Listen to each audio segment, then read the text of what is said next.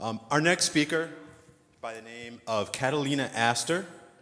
Katalina will talk to us about the spiritual, the mystical side of the UFO phenomenon. She's a contributor to ufoholic.com. Write that down, ufoholic.com. What she's finding is that unlike mainstream media, there's been indigenous cultures that we're aware of throughout the world who've known about these otherworldly things for years. And there is some common connection between their practices and the UFOs and extraterrestrials. So we hope to gain some insight from Katalina. Take it away. Awesome. Thank you so much. Thanks, everyone. So, let us take a journey. In my life, my main area of interest is spirituality and the mystic arts, meaning shamanism, magic, any spiritual methods. And what I'm finding is there is a lot of overlap with that and the alien and UFO world. And I do know that not every UFO is extraterrestrial, but in this particular one, we are only speaking about the alien-related UFOs. So in this journey, in this talk, and I call it a journey because I'm used to doing rituals. Cacao rituals, sound healing, goddess rituals. So I would like to inspire you and take you on a journey instead of simply giving you information. So first, we're going to go to the very beginning, to the ancient cultures, and we'll see that they used to communicate with extraterrestrials. In legend or in real life, we'll find out, as they are in physical form, but also in spiritual form, through methods of channeling and different rituals. Something that people still do today. And I'm very fortunate to be in a field where I meet people who do it all the time. Then we're gonna go to the present and see what we can do today to learn about this art, to connect with our star, with the star beings, with our star relatives, if I can call them that. And in the end, we're gonna take a little peek into the future about what may happen if we keep evolving, opening our minds and hearts, and evolving in the right direction, growing spiritually. So, you might have noticed my accent. I'm originally from Russia, and that's where my story starts. So I'm gonna jump right into the very first time that I saw a UFO. When I was 5, we were spending a lot of time in the Black Sea region. It's the warmest region of Russia. It's actually almost never snows. People tell Russia is cold. Not everywhere. It's a wonderful, wonderful area. But we were in a country house, no electricity, no running water, no TV, nothing. So in the evenings, we would just watch the stars. And one day I saw a beautiful Milky Way. And then one day I saw a little star jumping around, hopping around the sky like a little spider. So I looked to my relatives and I say, "What is that?" And I said, "Oh, that's an alien ship." My relatives are pretty open-minded, and they meant it. And I was like, "Oh, cool, I've seen a ship." Same thing happened. Oops, I clicked something. Same thing happened 2 years later. Same ship. The way it was moving is completely the same. Jumping. It's not a plane, it's not a balloon, we're in the middle of nowhere. It's some kind of ship, and that inspired me. And I think that's why ancient cultures had more information, to a degree more information than we do, is because there wasn't as much to do at night, so they watched the skies. So, from the beginning, the belief in UFOs and aliens isn't new. And at least I notice that sometimes we get a little stuck in Area 51 and Eisenhower and the conspiracy theories of today's world and United States. And that may all be happening, but that's such a short history. And that's one part of this world. And it's a big world, and we've been here for a long, long time. Probably much longer than they tell us. So, I love looking at the cultures who had the knowledge before there was internet to spread out information through Facebook. So let's jump through a few of them. There is a lot. I'm not going to give you all of them. Now, I'm not an expert in the ancient cultures. I'm a journalist. So this is what I found. Please do seek more information. What I'd like to do again is just to inspire you.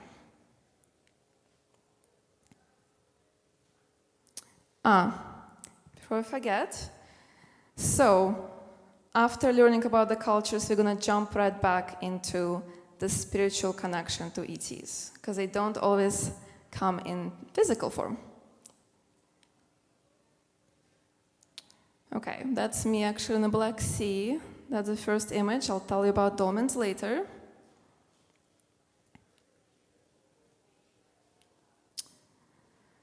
Okay, let's try it here. Okay, Australia. So Aboriginal cultures in Australia commonly talk, still to this day, about flying saucers and aliens like it's no big deal, everyday thing. Because in their culture, they have information passed down through generations that that's how it happened. They have this dream time, which is the whole universe, as I would call it, the whole collective consciousness. But it's a place they can go to gain more information. They can learn about other planets, they can learn about their ancestors, they can learn about spiritual beings, otherworldly beings from everywhere.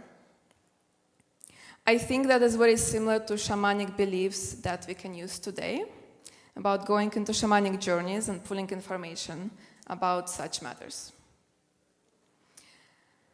Now, this culture in Australia also had legends about half-human creatures, gods, so to speak. They came and created humans as they are today. And we hear a lot of theories about giants. They were supposedly bones found in Serpent Mound, for example, which is not far from here in Ohio. And there are a lot of information about giants from different cultures. Now, this culture is saying half humans came and they created us as we are today. And this is what's important to me, is not everything we're going to find is true. Some beliefs might just be mythology. But what I'm looking for is connections between all of them. And me coming from Russia across the ocean, and now here, that is so far away. And back in the day, where like ancient Slavic people, they didn't know people here, they didn't know Native Americans. But a lot of information between those two cultures also going to be the same and similar to here in Australia. So there is one image I found. So those are the sky gods. It's ancient art that they created. To me, they do look like giant cosmonauts that came from sky. You decide for yourself. A lot of this information I find in Nancy Red Star books. She interviews a lot of Native American chiefs and their leaders, shamanic leaders as well. So a lot of information comes from there. If you like to learn more, those are good sources that I could recommend personally. Okay, now from Australia, jumping back to USA, the Hopi tribe. They have a bunch of legends that we're in contact with aliens. Not everyone believes them, that's okay. But those who do say they came from the Pleiades and other star constellations. Now, from one of the Nancy read books, she interviewed someone who went to the Hopi Cultural Center. And the ladies there, again, told her, like, it's no big deal, it happens every day. She said, the UFOs, we see them all the time.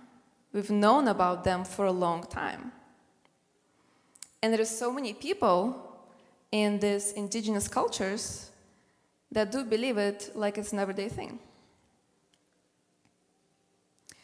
This is a petroglyph in Legend Rock, Wyoming. So there is what looks like a small human over there with a giant alien, pretty obvious alien hat. So again, decide for yourself, but a lot of people that looks like an alien, and a giant one at that. Again, Australian culture, US culture, things are very similar. Going into Canada, there is a Ojibwa tribe, and they have a journalist online who has his own blog. And he said he's a little bit of a skeptic, but he finds so much information from his people that he can't not say something. And he quotes, "My people tell me of star people who came to us many generations ago. The star people brought spiritual teachings and stories and maps of the cosmos. They offered this freely. They were kind, loving, and set a great example." Now, as we'll find out soon enough, not every culture saw them as kind and loving. Some did have negative experiences when those stars people came. However, just like not every human is good or bad, my personal understanding is ET beings come from all kinds of places with all kinds of agendas, helpful and not so. South Africa, there is a man still alive today. His name is Credo Mutwa. He's 98 at the time. He's a traditional Zulu healer. Now, his father was a historian, so to follow in his footsteps, he decided to create a cultural center and start collecting information about what happened in his tribe. A lot of it just happens to be about ET encounters. He himself says he was abducted by gray aliens in 1958, and after he opened up with his story, a lot of people from his village came forward saying they had traumatic things happen like that as well. Now, he is one of the people who do believe that a lot of those ET encounters were negative in nature and that reptilian race is controlling the world. This is him. He also paints what he sees. So he painted one of the alien beings he came in contact with. His cultural center you can still visit today if you're ever in South Africa. West Africa, another culture. So the Dogon people believed that aliens visited their culture as well and provided knowledge of the stars. Now, this is what's interesting. A lot of these cultures will have information of the constellations that only scientists today were able to figure out. And they knew this thousands of years ago, without the technology we have today.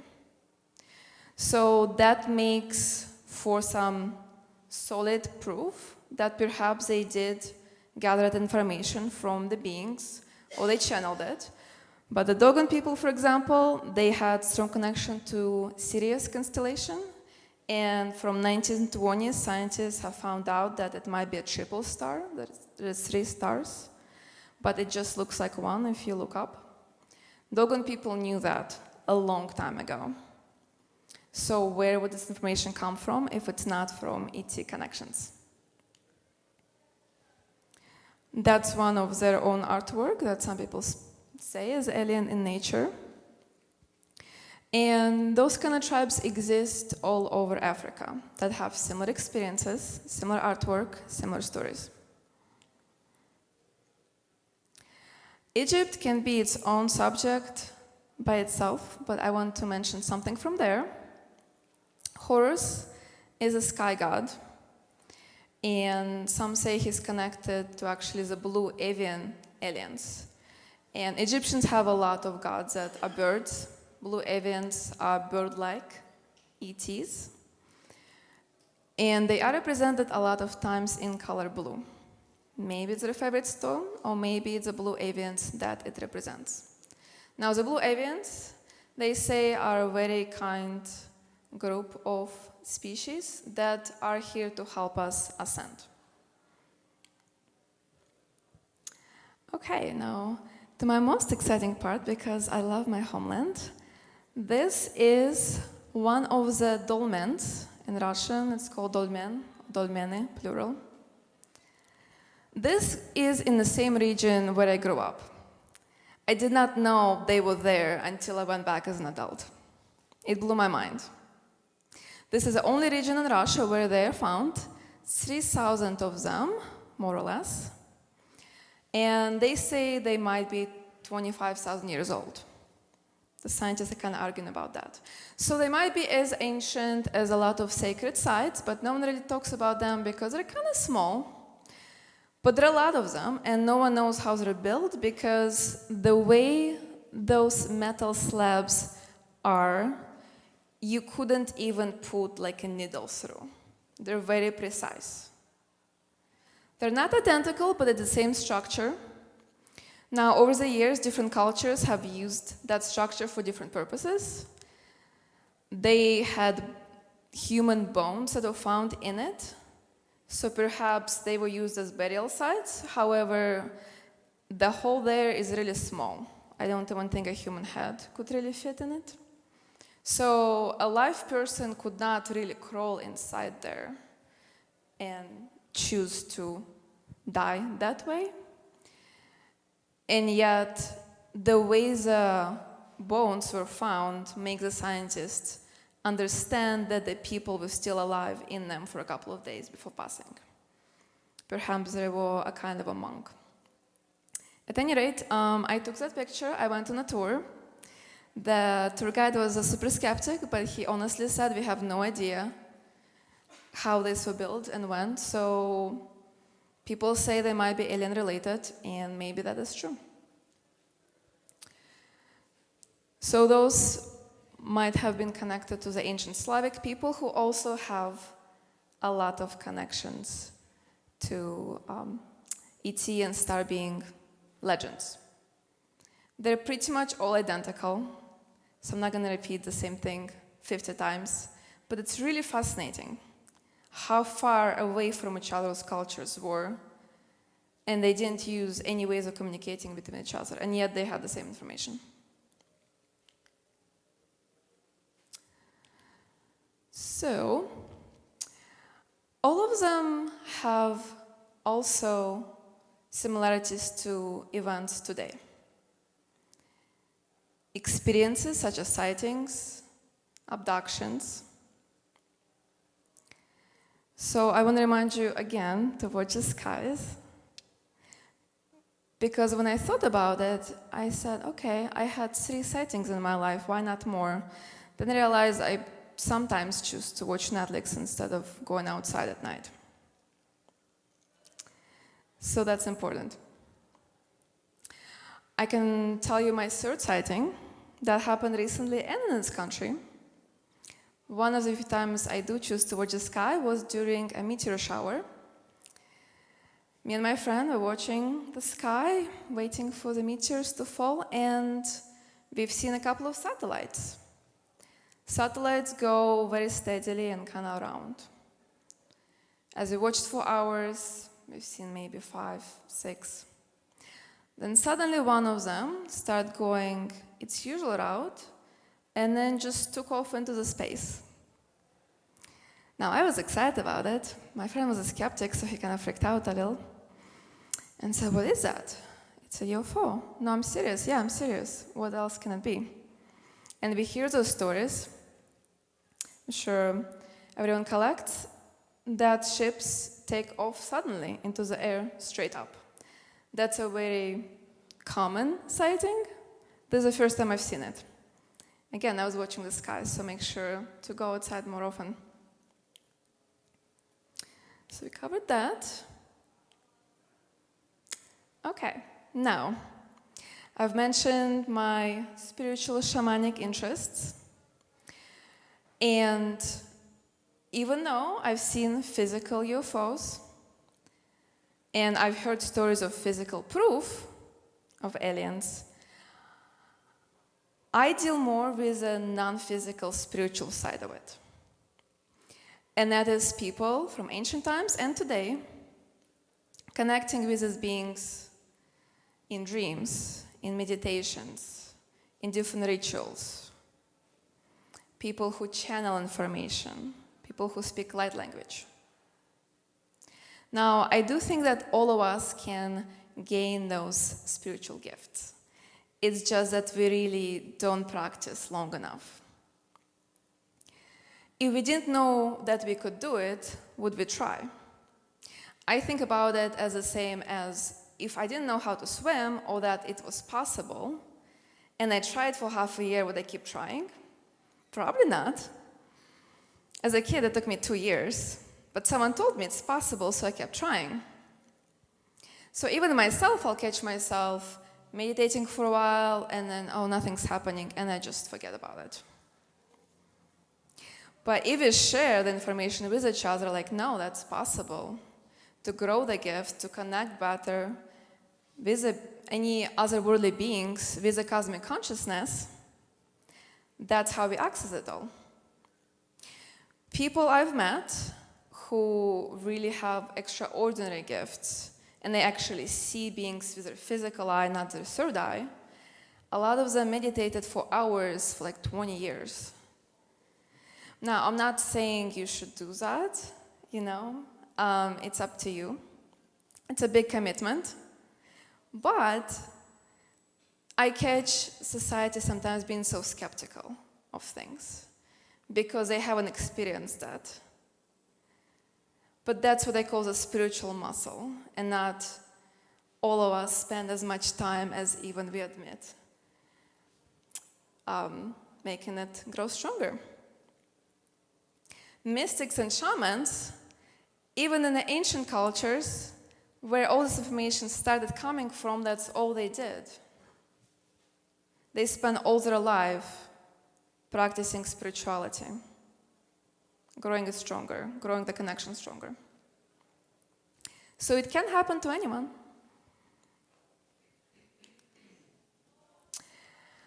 Okay, so as a journalist, I have to bring up some science, and I love it because there are a lot of proof in there. There are a lot of studies that prove psychic powers are real. And channeling, meditation, all of that is, I'm going to just put under the psychic powers umbrella. They don't like talking about it because it kind of collapses their whole worldview upside down. And not enough money goes into researching something like that. However, there is a couple of scientists who care enough to collect that information, collect those few studies that do exist, and they say that psychic powers are absolutely real. There is no doubt about it, because there have been studies that can be repeated through scientific method that shows the same thing. Example, in one study, 2018, people were blindfolded and shown, and they couldn't see anything, but there was a movie clip shown in the next room next to them. And they were told to meditate, to go inside themselves and see if they can pull up any information about this movie clip. And of course, as a human, you have random thoughts, you just blur them out. And a lot of them were correct. There was another study that checked the same method, but it was overseas. And it still happened the same way. So they found out that not only do psychic powers exist, but also it does not have time or space as an obstacle. So if it can be far away across the ocean and you can still gather that information, wouldn't it be the same if you are on a different planet, trying to get information about your neighboring planet? And that's how things like channeling happen.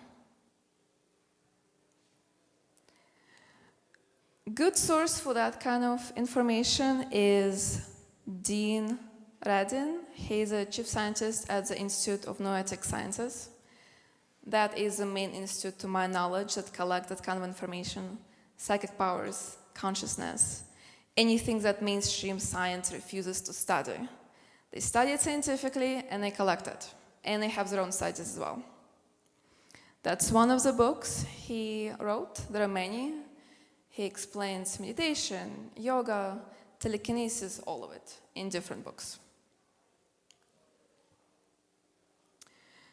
So when asked why are we not talking about this more on a mainstream level, so he writes, besides death and taxes, the one other universal truth is that bureaucracies never respond kindly to challenges to their authority.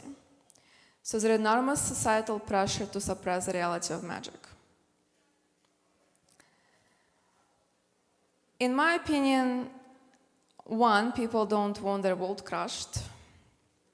People are stuck and fearful. And yes, there are a lot of proof that maybe we are controlled by something bigger and a little darker than we want to know. But beside that, everyone under them still have fear. Fear of the unknown, fear to be wrong. Especially for scientists. If you spend your whole life studying something and then you're wrong, one might say, oh, my whole life was a waste. Now, I don't believe that, but I have heard that to be a real fear. So that's understandable, which is why it's important for us to come together like this and other events and teach each other things that science right now cannot or refuses to.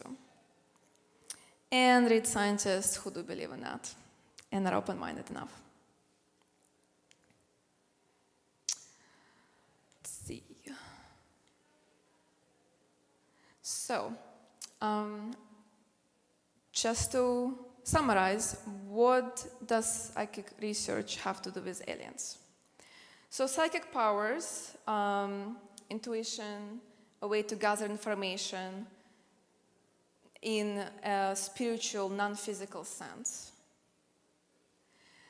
is how ET beings can communicate with us or we with them. One, either from far away, when they cannot be here physically, and two, we can do so with beings who don't even have a physical form. And those are some of the ET light beings, 6-dimensional higher. Could be angels, could be people who passed, multidimensional beings. There's a whole row of beings that fall under that category. And also we can communicate with using psychic powers. So it's nice to have some science to back it up that's actually real. Again, everyone is psychic, everyone has a gut feeling, we just don't develop it as much as it possibly should. So one way to communicate is through dreams. I know of people who dream all the time, and they see all kinds of beings and go to all kinds of planets. I am not on that level yet, but I had a dream of my own that I found to be fascinating, and I didn't know how important it was until recently. I wasn't even studying aliens back then. This was maybe 5-7 years ago. I dream a very complete dream from the beginning to the end, and I remember all of it. I get on a small ship, very small. It seemed like it came just for me. We fly over to a different planet. It is dark red, maybe a little brown in color. A lot of lakes. Lakes and the soil looks the same. It's very humid. And all I do there is I meet a person who could be of male gender, but as I understood, I don't really have that.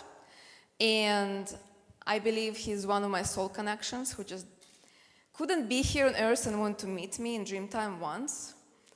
It was kind of funny because I enjoyed the meeting, but I told him I'm not gonna come back because it was really hard to breathe on that planet.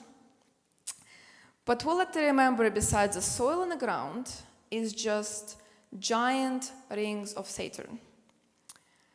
Saturn, as we say in Russian. So I thought, that's cool. Maybe I'm one of the moons, because this planet has a lot. Well, a year later, some articles come out because scientists study Titan, one of the moons, the second largest moon.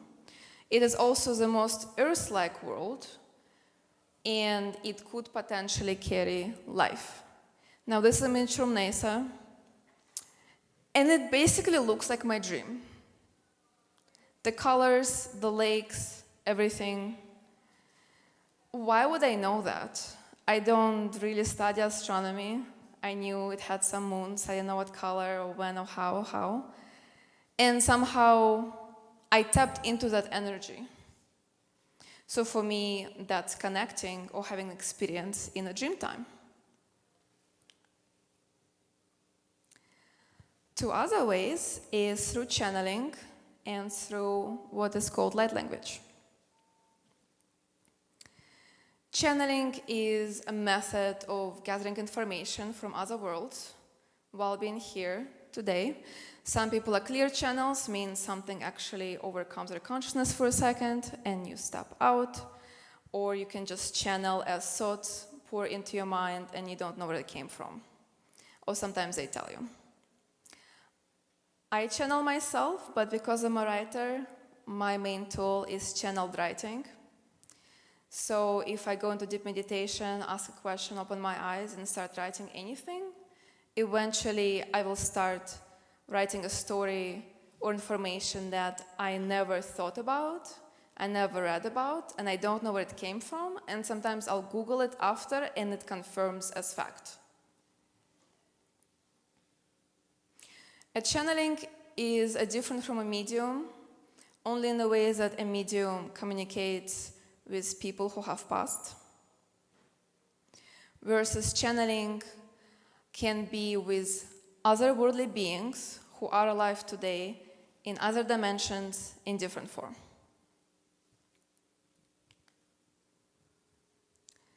If you'd like to find out more information of famous channelers to definitely research, were Edgar Casey, and then today is Cryon and Abraham by Esther Hicks.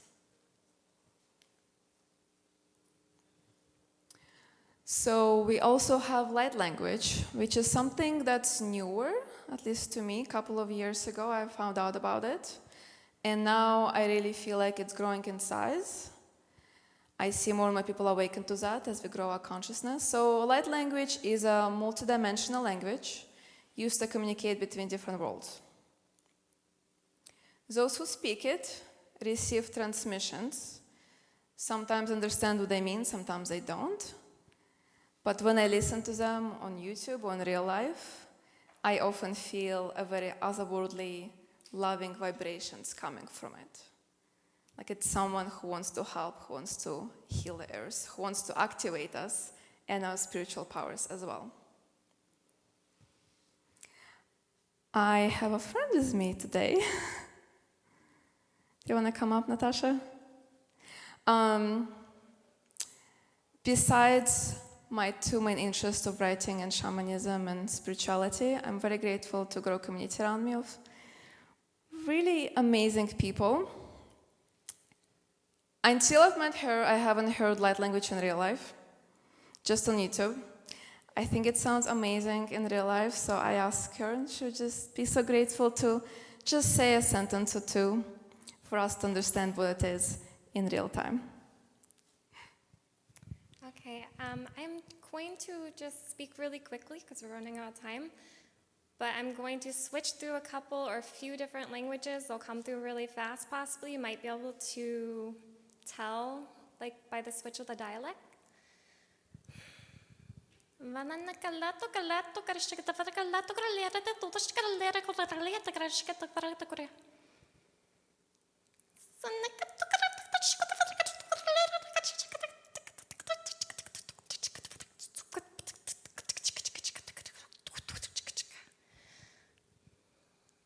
Samatkunal natagrasha varagonal tatapurga.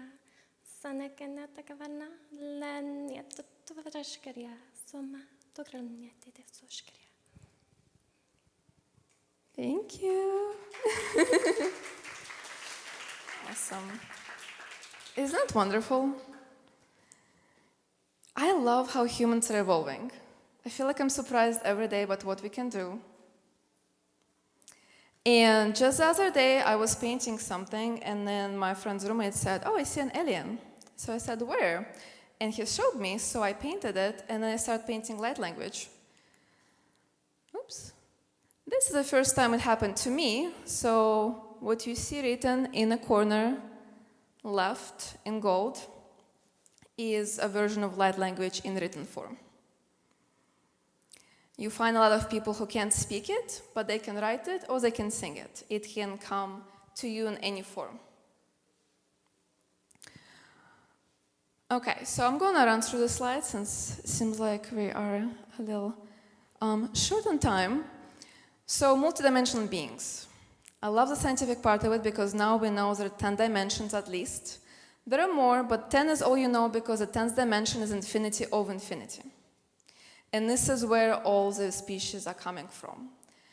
From the 6th dimension, we cannot see them. They don't have a physical form. They're light beings. At 10th dimension, it's basically they're gods. They can have infinite number of infinite possibilities open to them. They can go past, present, future, across time, different universes, you name it. Just all across the board.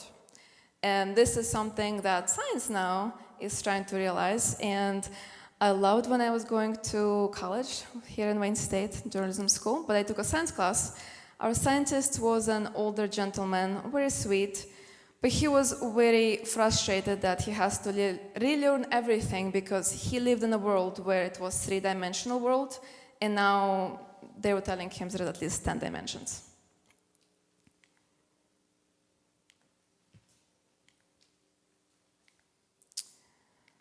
Okay, there's one more part that I find important I want to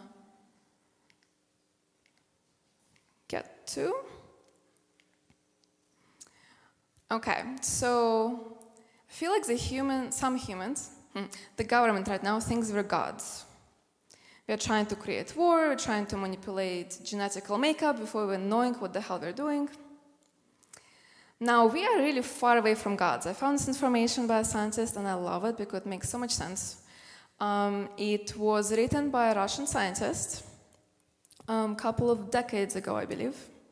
And he said there's 5 types of civilizations. Type 1 is a civilization that can fully gain power, in a good sense, over the sun the star that's next to it, so our sun. Which would mean we have access to free energy, we have access to clean water, clean air, abundance of food, everything. Easy. We have our sun, we gathered it, done. No war needed, no poverty, no money struggles. Earth is type 0. We didn't even make it the scale. We're pretty much behind. Type 2 civilization, once we get there, can harness energy from the whole galaxy. Type 3 become galactic travelers. Now they say there is no type 4 or type 5 yet, but the universe is evolving at the same time as us, so that's in the future. Type 4, energy from the whole universe, and type 5 is gods. Control anything, everything, everyone at the same time. Now, I believe we can only evolve to that stage when we are ready, because if you're God, you want to use it for the right cause. You don't want to just blow everything up. And obviously, we're not even ready to get to type 1. But I'm hoping we're getting there. So another scientist said we have about 100 to 200 years to get there. It's either we're going to thrive or we're going to collapse. This is why each of you is important. I would love to see this event with scales of tens of thousands of people one day where everyone understands what we're talking about and everyone supports each other and it's all no big deal. This is not news anymore. This is the truth. I channeled once, sometimes I channel a simple sentence. Can we stay together on a planet built on and for separation?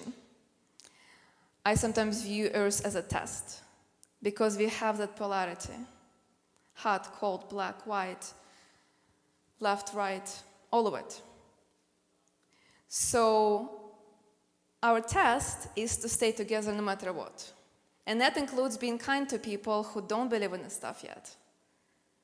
That includes sharing information, sharing your truth, even when you're not sure you're going to be understood yet, just because that is your truth.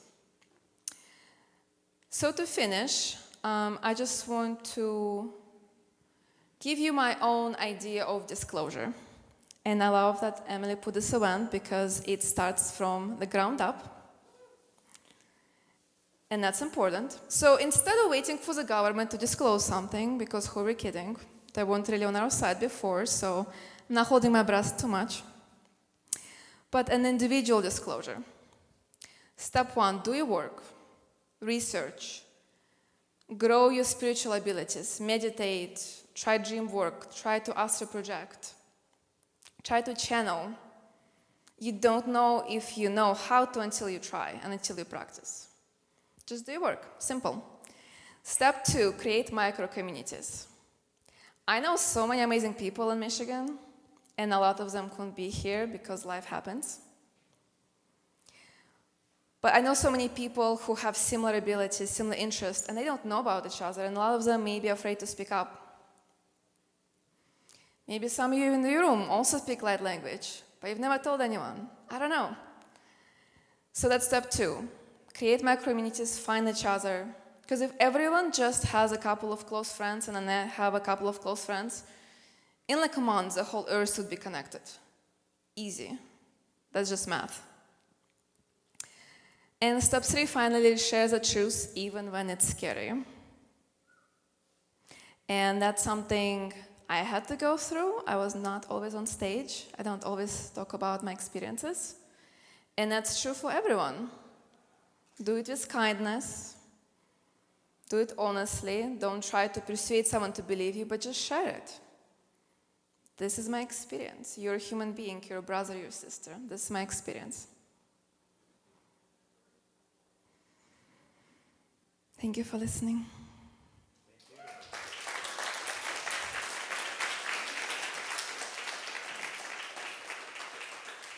Oh. That was wonderful. Good job, Katalina. That was very interesting. You know, at the end there, you touched upon something that I believe is very critical to our future, essentially, and that's how we deal with fear. This fear component comes into play in so many ways. She touched on us being afraid to be able to talk about a lot of these things. And that fear sometimes needs to be replaced with what? You got it. Love. Love and embodying love and not being afraid really activates our light bodies. I think you all are here now because of love. And I'm sure that many of you can feel that vibrations in the room. Can I get a witness? I hope you can. I can. Whether we speak it or not, there's a whole system of communication that works through our light bodies. Our light bodies know that we are here in love with each other, whether or not I believe we're cognizantly aware of that or not. And speaking of which,